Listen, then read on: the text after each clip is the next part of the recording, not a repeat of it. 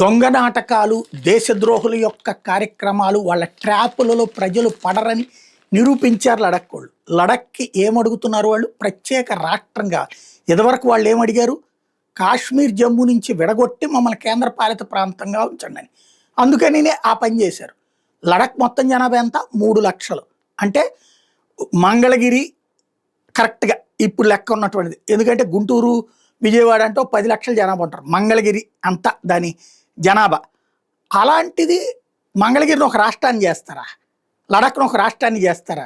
3 లక్షల మంది ఉంటే వీళ్ళు ఇష్టం వచ్చినట్టు నడుపుకోవచ్చు అనమాట.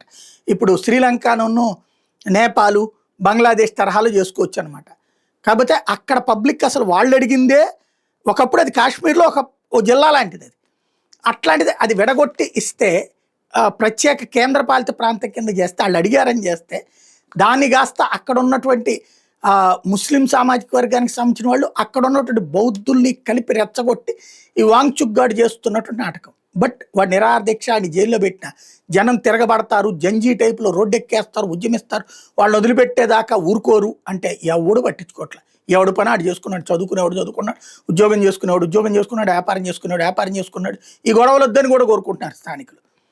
టూరిజాన్ని చెడగొట్టద్దని కూడా కోరుకుంటున్నారు. ఎందుకంటే అక్కడ ఘర్షణలు జరిగితే టూరిజం నాశనం అయిపోతుంది కాబట్టి. తద్వారా వాంగ్చుక్గాడు ఆడుతున్నటువంటి నాటకానికి, అంటే భారతదేశంలో ఎన్ని నాటకాలైనా ఆడచ్చు, మీడియా ద్వారా హైపించుకోవచ్చు, అంతర్జాతీయంగా షో చేసుకోవచ్చు, కానీ ఎక్కువ కాలం ఈ నాటకాలు నడవు అని తేలిపోయింది.